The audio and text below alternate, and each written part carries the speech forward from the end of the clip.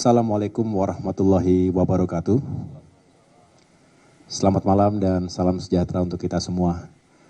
Teman-teman media, insan pers yang saya cintai dan banggakan, terima kasih telah berkenan menunggu kedatangan kami. Saya baru saja hadir di istana menghadap Bapak Presiden Prabowo Subianto. Kurang lebih kami berdialog selama kurang lebih 2 jam dan tentunya ada sejumlah hal yang bisa saya sampaikan pada kesempatan malam hari ini. Sebelumnya saya ingin menjelaskan bahwa saya baru saja landing di tanah air dari tugas di Tiongkok yang seharusnya atau seyogianya juga akan dilakukan oleh Bapak Presiden Prabowo Subianto beberapa hari ke depan ini, tetapi tentu situasi di tanah air yang kemudian kami harus segera kembali, dan untuk itu pada saat pertemuan para pimpinan partai politik di istana, saya diwakilkan oleh Mas Edi Baskoro Yudhoyono selaku Wakil Ketua Umum Partai Demokrat dan juga Ketua Fraksi Partai Demokrat DPR RI dan Sekretaris Jenderal Partai Demokrat Bung Herman Hairon. Kemudian setelah itu juga ada sidang kabinet paripurna dan tentunya sama-sama kita juga mendengarkan press conference yang disampaikan langsung oleh Bapak Presiden Prabowo Subianto. Pada kesempatan kali ini izinkan saya dalam kapasitas sebagai Ketua Umum Partai Demokrat untuk menyampaikan sikap, pandangan, dan sekaligus melaporkan kepada segenap masyarakat Indonesia apa yang tengah kami lakukan menyikapi situasi terkini di tanah air. Bisa dikatakan beberapa hari terakhir ini di berbagai wilayah, terutama di Jakarta, terjadi dinamika yang luar biasa, yang serius dan perlu mendapatkan atensi penuh dari kita semua, seluruh elemen bangsa, bukan hanya pemerintah tentunya, karena kita ingin menghadirkan solusi agar tidak berkepanjangan.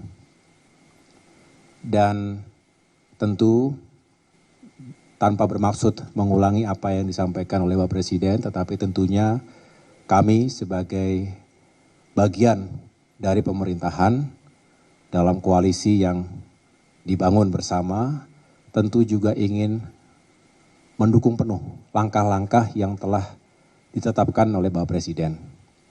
Sekali lagi tujuannya adalah mencari solusi yang terbaik, meredakan situasi, dan pada akhirnya kita bisa kembali beraktivitas seperti sedia kala, dan yang paling penting juga mencegah terjadinya korban jiwa dan kerusakan di berbagai daerah. Pertama tentunya kami juga menyampaikan duka cita, bela sungkawa atas meninggalnya almarhum Afan Kurniawan dan sejumlah saudara kita di berbagai kota lainnya yang juga sungguh menjadi tragedi. Dan sekali lagi kita berusaha sekuat tenaga agar insiden tragedi tersebut tidak terulang di waktu-waktu mendatang. Demokrasi dan kebebasan harus mendapatkan tempat yang baik di negeri ini. Partai Demokrat selalu mendorong itu, tentu diletakkan pada koridor konstitusi, undang-undang, dan aturan yang berlaku di negeri kita. Hukum tentu harus ditegakkan, berlaku untuk semua, termasuk kami mendorong investigasi terhadap insiden yang telah terjadi, itu benar-benar bisa diungkap secara transparan dan akuntabel. Sekali lagi keadilan harus tegak di negeri kita. dan ini berlaku untuk semua. Kami juga tentu menunggu hasil investigasi yang dijalankan oleh Polri terhadap jajarannya dan sekaligus juga menghimbau kepada siapapun untuk benar-benar kita menghormati dan mematuhi segala hukum, aturan yang berlaku di negeri kita. Mari kita cegah berbagai tindakan yang anarkis. Karena selain itu membahayakan, provokasi dalam sebuah kekacauan di lapangan bisa saja menimbulkan korban jiwa atau mengakibatkan luka, sekaligus kerusakan bahkan kehancuran. Terjadinya pembakaran, penjarahan di sejumlah lokasi, baik terhadap institusi maupun terhadap pribadi, ini juga harus bisa kita cegah. Dan sekali lagi mari kita hormati aturan yang berlaku dan kita memberikan ruang kepada para penegak hukum juga untuk bisa menjalankan tugasnya secara profesional. Ini negara kita sendiri, Partai Demokrat selalu melihat negara kita sendiri, bangsa kita sendiri, marilah kita juga selalu terbuka untuk mendengarkan aspirasi, masukan, kritik, selagi itu memang konstruktif, disampaikan dengan cara-cara yang konstitusional, dan tetap menjunjung tinggi persatuan dan perdamaian di antara kita, saya rasa harus diberikan ruang seluas-luasnya. Sikap saling menghormati dan menghargai ini penting. Saya pada saat mendarat di Tiongkok kemarin, jadi saya kurang 24 jam begitu mendarat karena situasi menghendaki untuk kembali, langsung kembali. Tapi begitu mendarat di Tianjin, saya langsung menggelar bisa dikatakan emergency meeting bersama seluruh jajaran Partai Demokrat. Bukan hanya di jajaran Dewan Pimpinan Pusat, tapi juga para ketua DPD di seluruh tanah air. Dan tentunya saya juga menyampaikan pesan-pesan serupa agar seluruh kader Partai Demokrat termasuk khususnya para wakil rakyat baik di DPR RI, DPRD provinsi maupun kabupaten kota bisa bukan hanya menjaga diri, ingat menjaga lisan itu penting sekali, jangan menyakiti perasaan masyarakat. Hal yang mungkin kita anggap biasa tetapi begitu mendasar, sensitif bagi masyarakat, janganlah kemudian kita ringan melukai perasaan masyarakat. Itu pesan saya kepada seluruh kader Demokrat dan tentunya itu juga tidak cukup. Kita harus terus menjadi rumah aspirasi yang membuka ruang dialog, mendengarkan masukan, harapan, kalau ada yang mengekspresikan kemarahan atau emosinya, sabar dengarkan baik-baik. Ini rakyat kita sendiri, konstituen yang kita wakili. Kalau bukan karena rakyat yang kita wakili, tidak mungkin ada kita semua di sini. Tidak mungkin ada DPR atau DPRD yang seyogianya, sejatinya adalah rumah bagi suara rakyat. Suara rakyat adalah suara Tuhan, patut dan harus kita dengar baik-baik. Tentu disampaikan dengan cara yang baik. Lalu kami juga setelah ini akan melakukan kembali bisa dikatakan pertemuan yang lebih intensif. Sekaligus saya juga berkonsultasi dengan Ketua Majelis Tinggi Partai Demokrat, yaitu Bapak Susilo Bambang Yudhoyono, Pak SBY. Perlu saya sampaikan kepada teman-teman seperti yang juga sudah diketahui, Pak SBY saat ini sudah tidak lagi aktif dalam day-to-day politics, tidak masuk ke ranah politik praktis sehari-hari, karena semua sudah diserahkan kepada kami yang ada di depan ini. Saya bersama dengan jajaran DPP dan kader-kader utama, ada Pak Teguh Rifki Harsha, ada Pak Muhammad Iftithar Sulaiman, selain tentunya Sekjen, Bendum, Kafrak, dan yang lain-lain. Dan sekaligus tugas-tugas sebagai Ketua MTP pun sebenarnya secara praktis sudah dijalankan oleh Ketua Umum, jangan juga secara ex officio sebagai Wakil Ketua MTP. Namun demikian, khusus terkait dengan situasi terakhir ini, situasi nasional, beliau benar-benar menaruh perhatian khusus dan mengikutinya juga dengan cermat. Sehingga malam hari ini, sekembalinya saya ke tanah air, kami juga sudah mengumpulkan para kader utama, para petinggi Partai Demokrat untuk membahas langkah-langkah terbaik ke depan. Yang pertama tentu, Ketua Fraksi dalam kapasitasnya sebagai pemimpin para anggota DPR RI kami yang ada di Senayan juga sudah menyampaikan sikap secara tegas bahwa terkait dengan kritik termasuk desakan berbagai kalangan masyarakat agar ditunda atau dihentikan tunjangan yang dianggap kurang tepat dihadapkan dengan situasi saat ini, apalagi ada sejumlah anggota dewan yang mungkin mengungkapkannya secara kurang simpatik, kami dengan tegas mengatakan menolak. Jadi artinya kami tidak ingin itu menjadi isu yang berlarut-larut. Kita tolak karena sekali lagi suasana dan situasinya belum tepat. Itu paling tidak langkah awal yang beberapa hari yang lalu sudah disampaikan oleh Ketua Fraksi, namun malam hari ini saya tegaskan kembali. Namun yang lain-lain tentu membutuhkan solusi yang perlu dipikirkan secara komprehensif, karena urgensi dari situasi yang terjadi hari ini itu adalah kombinasi dari politik, hukum, keamanan, ekonomi, dan sosial. Dan banyak aspirasi masyarakat yang harus kami pahami dan kemudian carikan solusinya bersama. Kami juga tentu membangun hubungan dan komunikasi dengan partai-partai lainnya, dan semangatnya tentu sekali lagi mencari solusi bersama.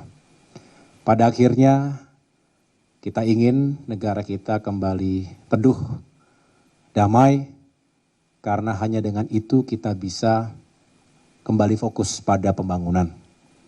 Mari hentikan segala bentuk pengerusakan, pembakaran terhadap fasilitas-fasilitas umum, apalagi kemudian ada korban jiwa di situ.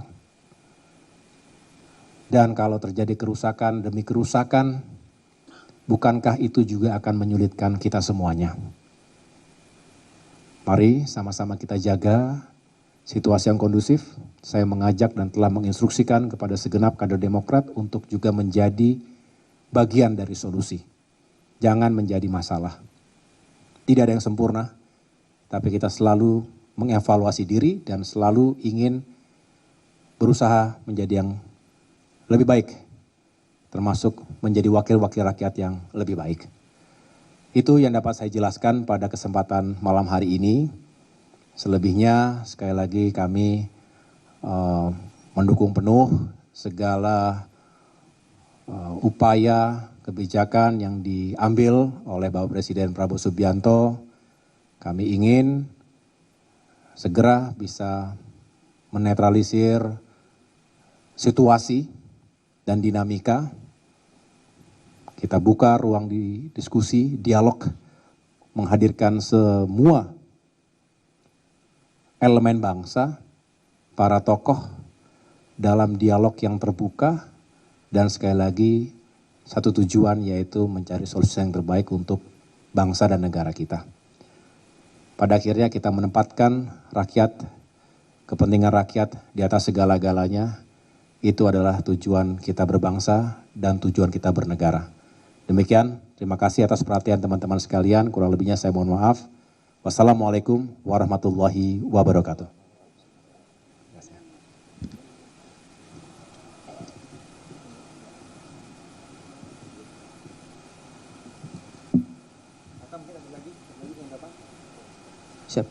Siap. Ya, Mas Ahaye mohon izin bertanya, Tatang dari Kompas.com. Mas, ini terkait dengan yang pertama Demokrat dulu nih Mas.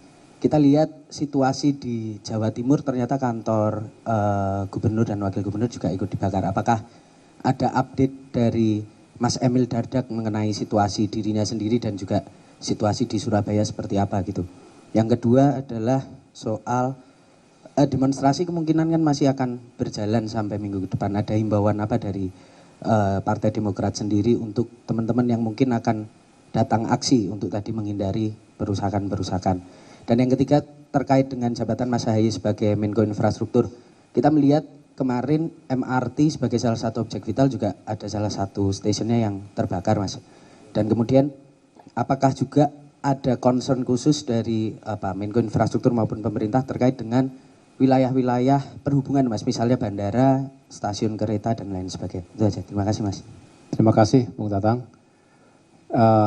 Tadi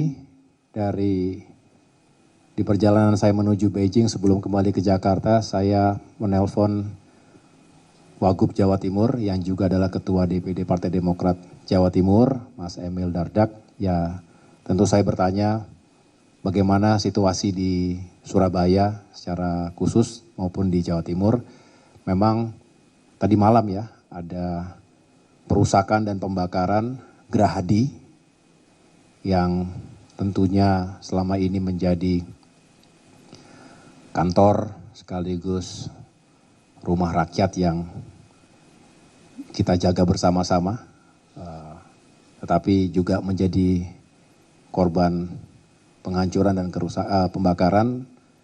Secara umum tidak ada korban setahu saya, tetapi memang ya sangat disayangkan karena artinya luapan emosi maupun jika ada oknum siapapun yang melakukan pembakaran tersebut secara dipersiapkan, didesain begitu ya tentu ya harus bisa dicari, diinvestigasi dan ditegakkan hukum dengan tegas. Ini prinsipnya sama untuk semua tempat, ya harus kita tegakkan hukum dan aturan itu. Kalau tidak, sama saja kita membiarkan kerusakan dan kehancuran terjadi di depan mata kita. Jadi sekali lagi aspek yang harus kita perhatikan selain keselamatan jiwa saudara-saudara kita siapapun, tapi juga aspek ekonominya. Jadi kalau terjadi huru-hara yang sangat destruktif dan berkepanjangan, bedakan dengan demonstrasi yang damai dan konstitusional, maka sedikit banyak akan berpengaruh pada tingkat kepercayaan dan juga confidence, kepercayaan diri dari semua pihak, termasuk ketika kita berharap menghadirkan investasi. Investor tentu berharap ekosistem atau stabilitas Indonesia juga bisa ditunjukkan dengan baik sehingga tidak mengganggu siapapun yang ingin berinvestasi sekaligus membangun negeri kita. Ini terkait juga dengan infrastruktur. Salah satu upaya kita adalah menghadirkan investasi. Ekonomi tumbuh jika salah satu elemen yang penting yaitu investasi tadi bisa juga tumbuh. Nah kemudian tadi himbauan kalau ke depan masih ada gelombang demonstrasi, ya kembali saya menghimbau, Partai Demokrat juga tentu menghimbau bahwa lakukan dengan cara-cara yang baik secara konstitusional dan selalu menghormati hukum dan aturan yang berlaku. Kita juga menghimbau para petugas di lapangan, apakah anggota Polri atau TNI yang memperkuat pengamanan di lapangan. Dulu saya juga pernah bertugas seperti itu. Sampai dengan maghrib menjelang malam, tetapi dilakukan secara profesional memang butuh kesabaran karena tidak mudah mengendalikan massa dalam jumlah yang besar, apalagi kalau sudah ada kekerasan di sana sini yang juga bisa membahayakan petugas. membahayakan prajurit di lapangan. Ya, tetapi sekali lagi ini adalah resiko dan tanggung jawab yang harus diemban. Oleh karena itu, marilah sama-sama saling menghormati. Menghormati para petugas yang menjalankan tugas secara profesional, menghormati masyarakat atau semua kalangan yang ingin menyampaikan aspirasinya, menyampaikan perasaannya secara terbuka di publik. Kemudian yang terakhir tadi terkait dengan sejumlah kerusakan terkait dengan infrastruktur, saya tentu akan secara khusus menyampaikan kepada Menteri Pekerjaan Umum, Menteri Perhubungan khususnya, di mana sejumlah infrastruktur dasar, infrastruktur transportasi ini juga ada yang rusak akibat pengerusakan atau pembakaran. Nah, mudah-mudahan bisa segera ditanggulangi, diperbaiki, dan direhabilitasi sehingga bisa berfungsi seperti sedia kala. Terima kasih. Ada lagi, satu lagi terakhir ya. Selamat malam Mas Ketum, saya Fajri dari MNC Trijaya. Tadi kan sebelum kesini Mas Ketum sempat berbincang 2 jam dengan Pak Presiden. Apakah itu pertemuan khusus dengan Mas Ketum atau ada ketua umum partai politik lain? Itu yang pertama. Yang kedua tadi terkait tunjangan rumah dan sebagainya untuk anggota DPR, tegas Partai Demokrat menolak. Kemudian apakah sikap dan pandangan Partai Demokrat terkait RUU perampasan aset, karena itu juga salah satu RUU yang didesak oleh mahasiswa ketika aksi demonstrasi. Terima kasih. Iya, tadi karena saya tidak ikut pertemuan siang diwakilkan oleh Mas Ibas dan Pak Sekjen, tentu saya begitu landing langsung menuju ke istana untuk melaporkan bahwa saya sudah kembali ke tanah air dan tentunya ingin mendengarkan langsung arahan-arahan Bapak Presiden. Dan tadi akhirnya duduk kurang lebih 2 jam, tidak sendirian, saya ada beberapa menteri yang lain. Dan tentunya kita membahas beberapa isu, ya tentunya masih terkait dengan situasi nasional akhir-akhir ini.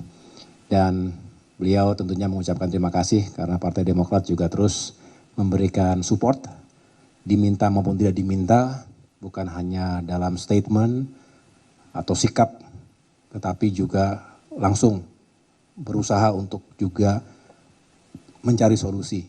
Paling tidak tadi yang saya sampaikan dengan membantu menenangkan masyarakat dan situasi di berbagai daerah. Kalau untuk nanti bisa ditanggapi juga oleh Mas Ibas terkait dengan pembahasan RUU perampasan aset seperti apa di Senayan. Ya, baik. Tentu kami di DPR juga terus mendorong dan menyusun undang-undang yang sesuai kebutuhan masyarakat. Dan dalam hal ini tuntutan dari mahasiswa, beberapa elemen masyarakat terkait dengan RUU perampasan aset itu juga sesungguhnya sudah masuk dalam prolegnas DPR RI. Untuk saudara-saudara ketahui bahwa dalam membentuk undang-undang, parlemen juga memerlukan pemerintah yang dalam hal ini menjadi bagian untuk menyusun tidak hanya daftar isian, tapi juga menyelesaikan undang-undang tersebut. Tentu jika RUU perampasan aset hari ini dinilai sangat diperlukan dalam waktu yang cepat, kami di parlemen siap untuk membahasnya. Tapi selebihnya tentunya kami juga mendukung dan menunggu apakah undang-undang tersebut juga merupakan bagian yang perlu dituntaskan oleh pemerintah dan DPR. Fraksi Partai Demokrat hari ini hanya berjumlah 44 orang dan kami tergabung dengan fraksi-fraksi yang lain di DPR RI. Tentunya pertanyaan yang serupa pun harus juga ditanyakan kepada fraksi-fraksi yang ada di DPR RI terkait dengan komitmen dan juga keinginan untuk menuntaskan undang-undang perampasan aset atau dalam hal ini RUU perampasan aset. Kami percaya bahwa hukum harus ditegakkan seadil-adilnya, termasuk dengan kondisi yang hari ini terjadi di seluruh tanah air terkait dengan keamanan, ketertiban nasional, dan juga perilaku-perilaku yang mungkin harus diinvestigasi. Harus dilakukan pengusutan secara tuntas. Hal yang dilakukan masyarakat ataupun oknum ataupun siapapun terhadap objek-objek vital, objek-objek umum, termasuk objek-objek pribadi, yang mana itu juga merupakan bagian yang harus dilindungi dan mengikuti peraturan perundang-undangan. Pola-pola perampasan aset secara langsung yang ditunjukkan hari ini akibat kemarahan, akibat rasa kekecewaan yang mungkin dirasakan oleh masyarakat terkait dengan isu dan keinginan atau harapan tertentu, tentu tidak semerta-merta harus dilakukan dengan cara-cara seperti itu. Tadi sampaikan Mas Ketum, Partai Demokrat, fraksi Partai Demokrat tentu ingin selalu menjadi bagian dari aspirasi masyarakat. Kami juga ingin terus mendengar harapan dan keinginan masyarakat.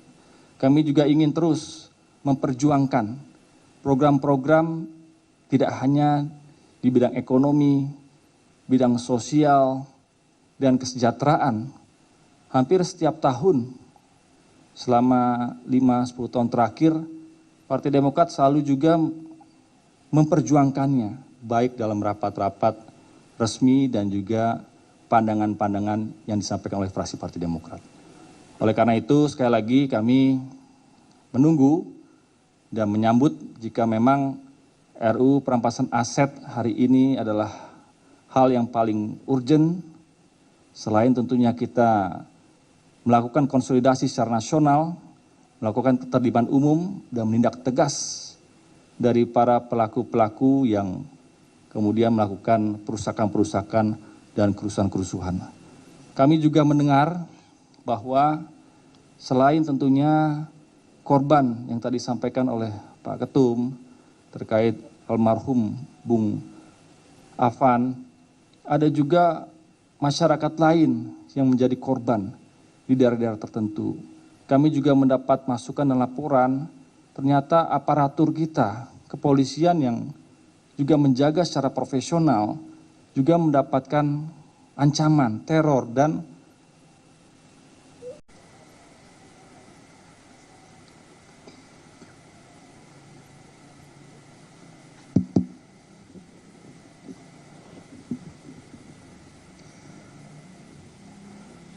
Assalamualaikum warahmatullahi wabarakatuh. Selamat malam dan salam sejahtera untuk kita semua. Teman-teman media, insan pers yang saya cintai dan banggakan, terima kasih telah berkenan menunggu kedatangan kami. Saya baru saja hadir di istana menghadap Bapak Presiden Prabowo Subianto. Kurang lebih kami berdialog selama kurang lebih 2 jam dan tentunya ada sejumlah hal yang bisa saya sampaikan pada kesempatan